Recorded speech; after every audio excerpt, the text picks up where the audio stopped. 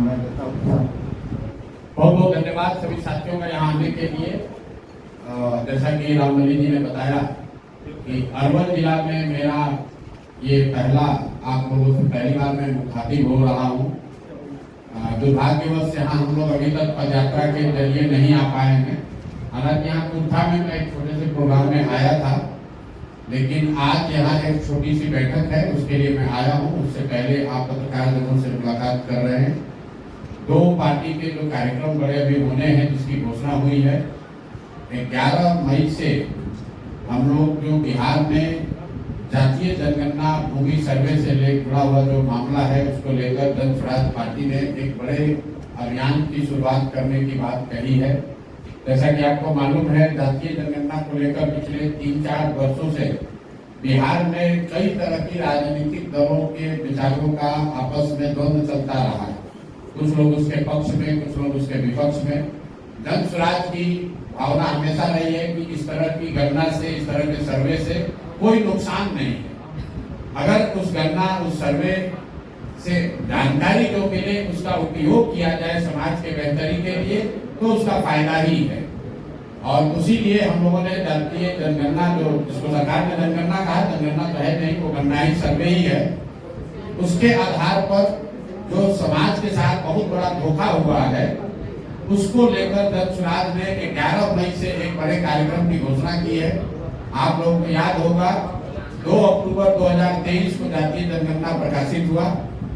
7 नवंबर 2023 को इसको विधानसभा के पटल पर रखा गया और 23 नवंबर 2023 को मुख्यमंत्री ने और तब की सरकार ने, जिसमें जदयू और राजद दोनों के लोग थे, उन्होंने कुछ घोषणाएं की।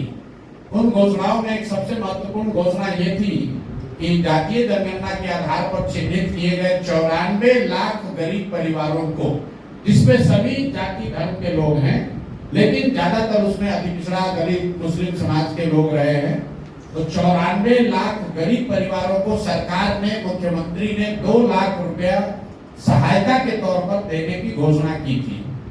उस घोषणा के आज 2 बरस हो गए और जो लोग जातीय जनगणना पर इतना राजनीति कर रहे थे, आपने किसी का एक बयान नहीं सुना होगा कि वो 94 लाख लोगों को जो 2 लाख रुपया मिलना था, 94 लाख परिवारों को, उनको क्या हुआ। 2 बजट उसके बाद सरकार ने रख दिया, अभी तक उस योजना को लेकर एक भी प्रावधान नहीं किया गया है। तो जन स्वराज ने ये घोषणा की है, ये 11 मई से हम लोग एक राज्य स्तरीय, राज्य व्यापी हम लोग आंदोलन शुरू करेंगे, जिसमें गांव-गांव जाएंगे और उन लोगों से पूछेंगे कि अगर आपको 2 लाख रुपया मिला कि नहीं, और नहीं मिला तो हस्ताक्षर कीजिए ताकि सरकार पर दबाव बनाया जा सके। दूसरा मुद्दा ये है कि 2006 से आप यहाँ सुनते हैं दलित महादलित की परिभाषा नीतीश कुमार ने शुरू की। अनुसूचित जाति समाज के लोगों को 2 वर्ग में बांटकर दलित महादलित बनाया और एक योजना में 2006 में कहा कि जितने लोग लैंडलेस हैं, जिनके पास घर नहीं है, उनको 3 डिसमिल जमीन सरकार की ओर से दिया जाएगा। अगर सरकारी जमीन नहीं है तो खरीद कर दिया जाएगा। 2008 से योजना चल रही है। कुल जमा 3,02,34,000 परिवारों को ही ये अभी तक इसका लाभ मिला है, सरकार का दावा है। और भारत सरकार के प्लानिंग कमीशन ने एक रिपोर्ट जारी किया है, जिसमें कहा है कि 2,34,000 परिवार में भी सिर्फ 1,20,000 परिवार को ही जमीन मिला है, बाकी लोगों को सिर्फ पेपर पर ही जमीन दी गई है। मिलना चाहिए था 50 लाख परिवारों को। उन्हीं दलित महादलित भाइयों के, उनके परिवार के वोट के आधार पर नीतीश बाबू कुर्सी पर हैं और सिर्फ 2,34,000 लोगों को जमीन आवंटित किया गया और उसमें भी आधे लोगों को सिर्फ कागज पर दिया गया, अभी तक पोजीशन नहीं मिला।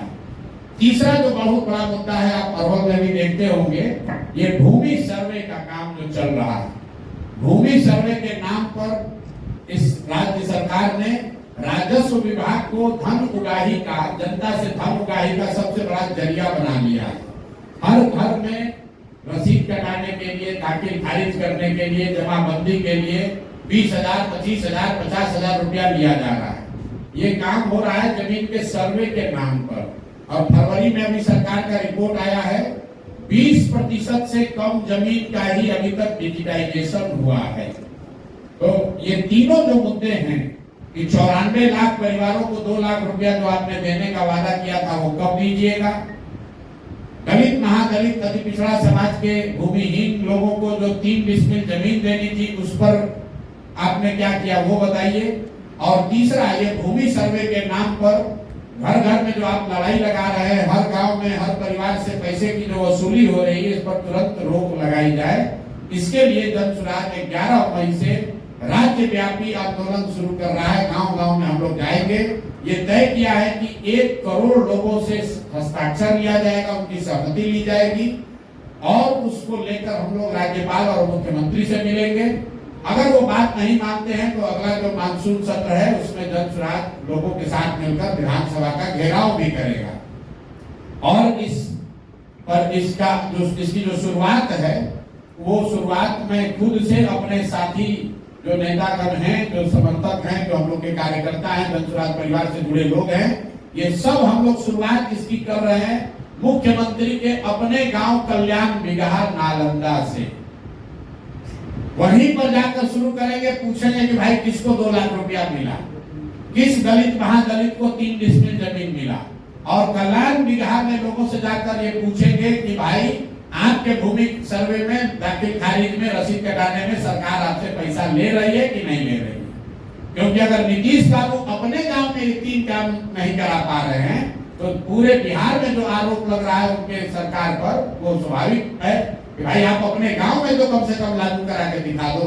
तो इसकी शुरुआत 11 तारीख को मैं कल्याण बिगहा से खुद करूंगा। कल ही मैंने इसकी घोषणा की है, आपसे भी साझा कर रहे हैं। इसके अलावा 20 मई से मैं छपरा, सिताब, दियारा से, जेपी के गांव से बिहार बदलाव यात्रा की शुरुआत कर रहा हूं। जेपी का जो व्यवस्था परिवर्तन का संपूर्ण क्रांति का नारा था, उनके लोग, उनके मानने वाले लोग, उनके विचारों को मानने का दावा करने वाले लोग सत्ता में पिछले 30-35 साल से हैं, लेकिन बिहार में व्यवस्था परिवर्तन की लड़ाई अधूरी है। यहाँ पर संपूर्ण क्रांति की बात तो छोड़ दीजिए, जो व्यवस्था पहले से थी वो भी बर्बाद हो गई।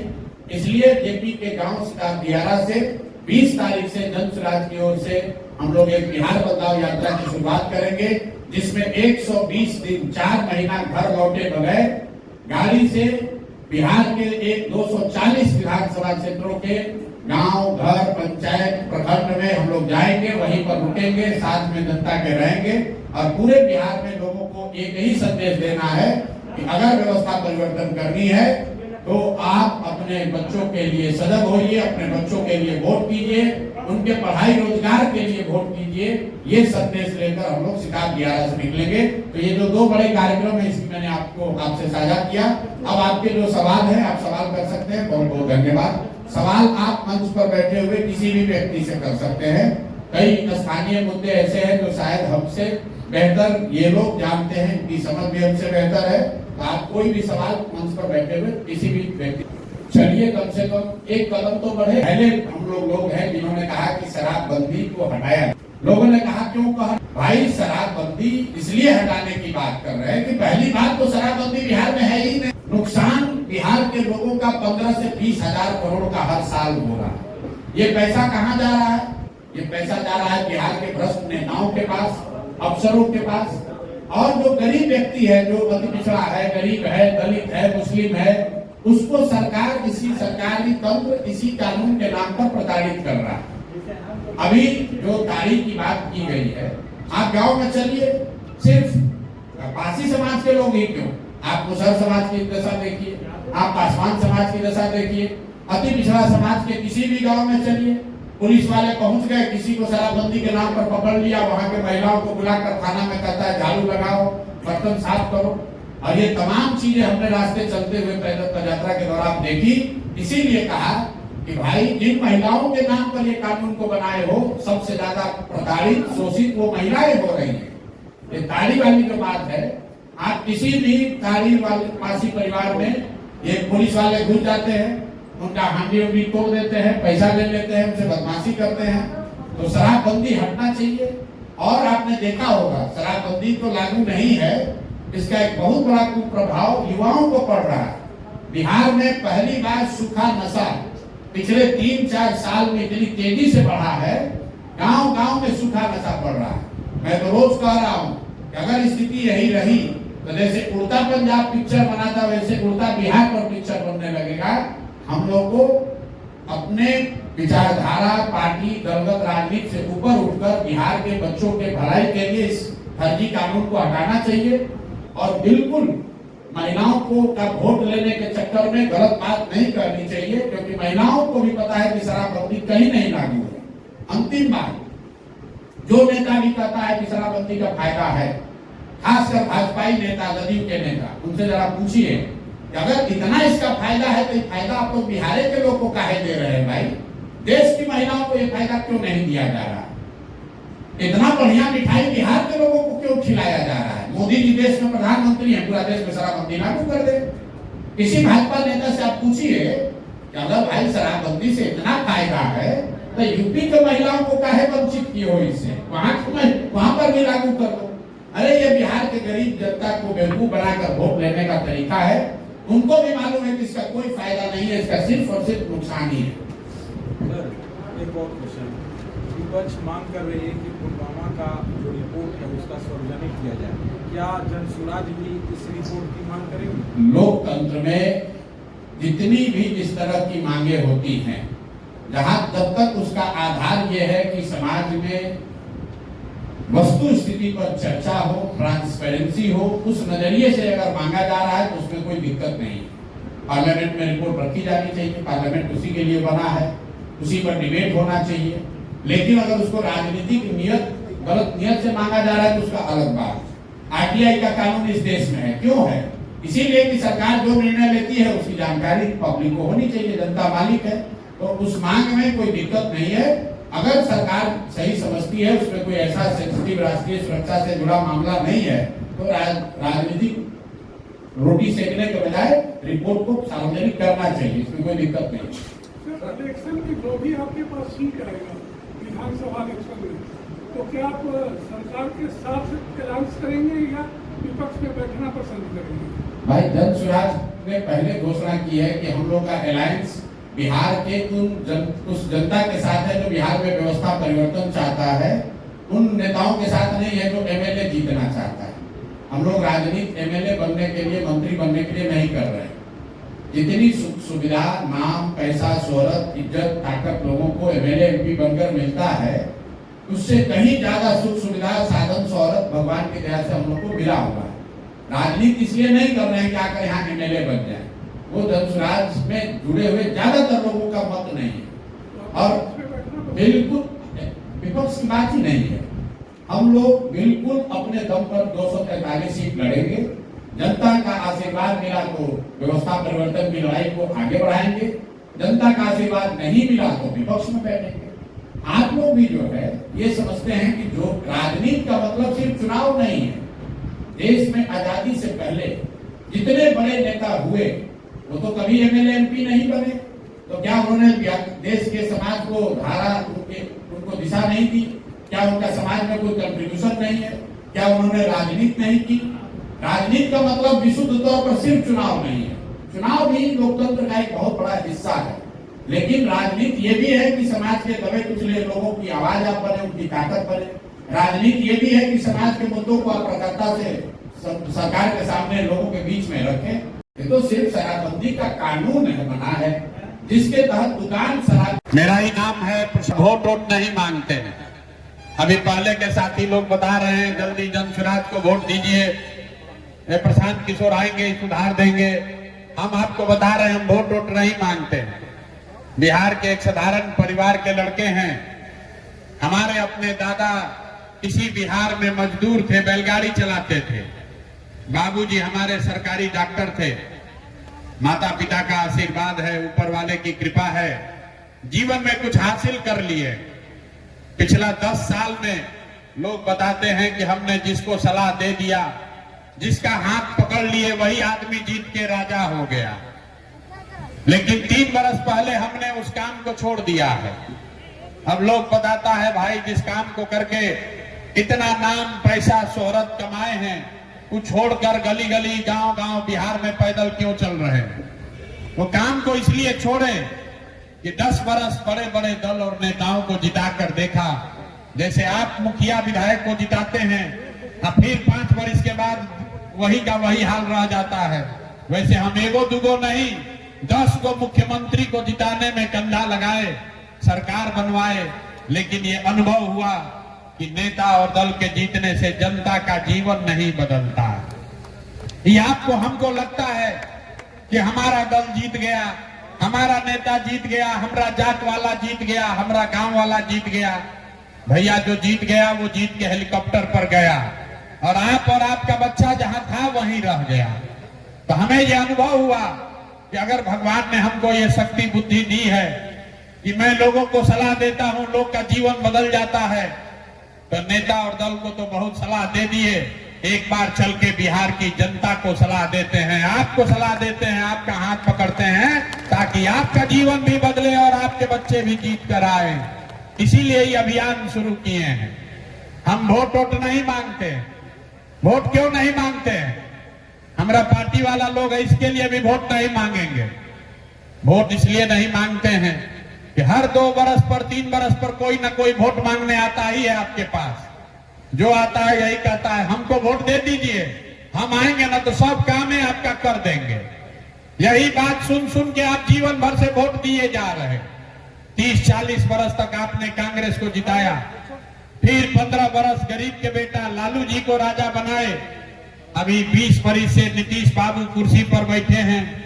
दिल्ली में हमने आपने मोदी जी को भी जिता कर देख लिया, आपका और आपके बच्चों का जीवन नहीं सुधरा। तब आए हैं कोई प्रशांत किशोर, आप हमारी बात सुनिएगा, हम पर भरोसा करके हमको वोट दीजिएगा, तो इसका क्या गारंटी है कि जीतने के बाद हम आपके साथ धोखा नहीं करेंगे? अरे भाई, वोट से पहले तो सब आदमी बढ़िया बतियाता है। जैसे पहले का नेता लोग धोखा किया, हम भी आपके साथ धोखा कर सकते हैं। इसीलिए हम वोट मांगते ही नहीं है। अभी 15 मिनट में आपको एक रास्ता मंत्र सिखाएंगे, अगर आप उसको सीख जाइए तो उसके बाद जिसको मन है उसको वोट दीजिए। वोट जिसको मन है वैसे दीजिए, लेकिन जो रास्ता बताएंगे वैसे दीजिएगा। तो और कुछ हो या ना हो, आपके बच्चों के लिए पढ़ाई रोजगार निश्चित तौर पर बिहार में हो जाएगा। और अगर न हो तो मुखिया जी को नहीं, विधायक जी को नहीं, अपने भाई अपने बेटा प्रशांत किशोर को खोजना है। तो जिसको जिसको ये रास्ता सीखना है, इतना गर्मी में आप बैठे हैं, अब 15 मिनट आपस में बात नहीं करना है और जो सब 2 सवाल पूछेंगे और फिर गरीबी से निकलने का एक मंत्र सिखाएंगे। तो जिसको जिसको सवाल पूछे रास्ता सीखना है, उसको जोर से हाँ या ना बोलना है। जब सवाल पूछेंगे तब बोलना सबको है, तभी बात समझ में आएगा।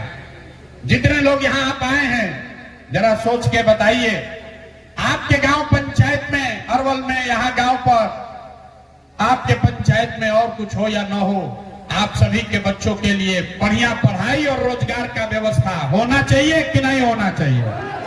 हाथ उठाइए। पीछे जो बैठे हुए हैं पेड़ के नीचे, उनको हाथ उठा रहना चाहिए। जोर से बोलिए, होना चाहिए कि नहीं होना चाहिए? अरे जोर से बोलिए, अरवल के लोगों को इतने दम है, जोर से बोलिए, होना चाहिए कि नहीं होना चाहिए? कितना समझदार लोग हैं यहाँ पर। आप चाहे पढ़े लिखे हैं या अनपढ़, अगड़े हैं या पिछड़े, हिंदू हैं या मुसलमान, महिला हैं या पुरुष, युवा है या बुजुर्ग, सब लोग ने कहा कि न भैया, पढ़ाई या रोजगार तो होना ही चाहिए। इतना समझ हर व्यक्ति को है यहाँ, किसी प्रशांत किशोर का जरूरत नहीं है। आपको मालूम है, अगर आपके बच्चे के लिए पढ़ाई रोजगार हो जाए तो कोई मुखिया बने, कोई विधायक बने, लालू बने, नीतीश बने, प्रशांत किशोर बने, अगर आपके बच्चे के लिए पढ़ाई रोजगार हो गया तो आपका और आपके बच्चे का जीवन सुधर जाएगा। ये बात आपको पहले से पता है। अब आपको दिखाते हैं आपके गरीबी बदहाली का कारण। जरा सब लोग अपने अपने बच्चों का चेहरा याद कर लीजिए, अपने अपने बच्चों का चेहरा याद कर लीजिए और अपने बच्चों के नाम पर एक बार ईमानदारी से बताइए, आप में से किसने जीवन में एक बार भी अपने बच्चों के पढ़ाई रोजगार के लिए वोट दिया है? देखिए, अभी अरवल के क्रांतिकारी जमीन पर कैसे चुप हो गए सब। अभी कितना जोर से बोले हैं, ए भैया, पढ़ाई या रोजगार होना चाहिए। अरे भाई, आप तो अपने बच्चे के पढ़ाई रोजगार के लिए आज तक वोटे नहीं दिए, तो आपको मिलेगा कैसे? अब कोई खड़ा होकर कहेगा कि भैया पढ़ाई रोजगार के लिए तो बिहार में कोई वोट मांगने आया ही नहीं। बिहार में तो आज तक कोई नेता नहीं आया जो हम लोग के बच्चा के पढ़ाई रोजगार के लिए वोट मांगे। इसका क्या गारंटी है कि हम लोग पढ़ाई रोजगार के लिए वोट देंगे तो हमारे बच्चा को पढ़ाई रोजगार मिलेगा? हम आपको लिख कर देते हैं, गारंटी है इसका। वोट जिसको मन है उसको दीजिए। अभी 2 मिनट में आपको जादू दिखाएंगे कि आपके बच्चे को रोजगार पढ़ाई कैसे मिलेगा। सब आदमी दूसरे सवाल का जवाब दीजिए और जादू देखिए, जरा सोच के बताइए। आज तक जिन नेताओं को आपने वोट दिया, उन नेताओं ने आपके और आपके बच्चों के लिए कोई काम किया है कि नहीं किया है? हाथ उठाकर बोलना है भाई, सोने नहीं आए हैं, राम जी का कथा नहीं हो रहा है। हाथ उठाकर बोलिए कि नेता लोग आपका काम किया है कि नहीं किया है। जोर से बोलिए, वीडियो में रिकॉर्ड होना चाहिए, तो पलट जाइएगा। हाथ उठाकर बोलिए, किया है कि नहीं किया है? नहीं किया है। हम नहीं सिखाए, सब लोग देखा है, पीछे मत हटिएगा। सब ने बोला है भैया आज तक जिस दल को नेता को वोट दिए कोई हम लोग का कामे नहीं किया। तब हम गिनवाना शुरू करते हैं। सही बोले तो हाँ बोलिएगा, गलत बोलेंगे तो ना बोलिएगा। बात खत्म होगा, यही दिखेगा कि पढ़ाई रोजगार कैसे मिलेगा। पूरे बिहार में, अरवल में यहाँ पर आए हुए बहुत सारे लोगों ने 5 किलो अनाज के लालच में मोदी जी को, भाजपा को वोट दिया है। तो बिहार में चाहे जितना चोरी भ्रष्टाचार है, 1 किलो चोरी करके 4 किलो अनाज आपको, गरीब को यहाँ मिल रहा है कि नहीं मिल रहा है? मिल रहा है कि नहीं मिल रहा है? आपने, हमने वोट दिया, हिंदू मुसलमान बनके चुनाव से पहले सब ने कहा, हे भाई सब हिंदू एक हो जाइए, अयोध्या में रामलला का मंदिर बनाना है। तो अरवल में डिग्री कॉलेज नहीं हुआ, ट्रॉमा सेंटर नहीं हुआ, स्कूल में बच्चों के लिए पढ़ाई नहीं हुआ, फैक्ट्री नहीं हुआ, लेकिन आपके वोट से अयोध्या में रामलला का मंदिर बना। दोपहरिया मूंगा कह रहे हैं, जोर से बोलिए, बना है कि नहीं बना है? आपने, हमने, कई लोगों ने वोट दिया नीतीश कुमार को, कहा ना मोदी को ना देंगे, नीतीश को देंगे। नीतीश के राज में हमको बिजली चाहिए, सड़क चाहिए। लालू जी के राज में बिजली पानी सड़क नहीं था। तो नीतीश बाबू के राज में इसी बदहाल बिहार में, इसी भ्रष्ट बिहार में और कुछ हो चाहे नहीं, बिजली का बिल 2000 आए चाहे 4000, घरे घरे बिजली आया है कि नहीं आया है? आपने, हमने वोट दिया जाति के नाम पर, अपने जात के नेता को। बिहार में आदमी कहता है जिए चाहे मर जाए, अपना जाते वाले को वोट देंगे। तो भैया आपके जात के नेता ने आपके बच्चे के पढ़ाई रोजगार का व्यवस्था नहीं किया, लेकिन जाति का बात और जाति का जनगणना कराया है कि नहीं कराया है? अरे जाति का जनगणना हुआ है कि नहीं हुआ है? आपने, हमने वोट दिया मोदी जी को। मोदी जी का भाषण सुन के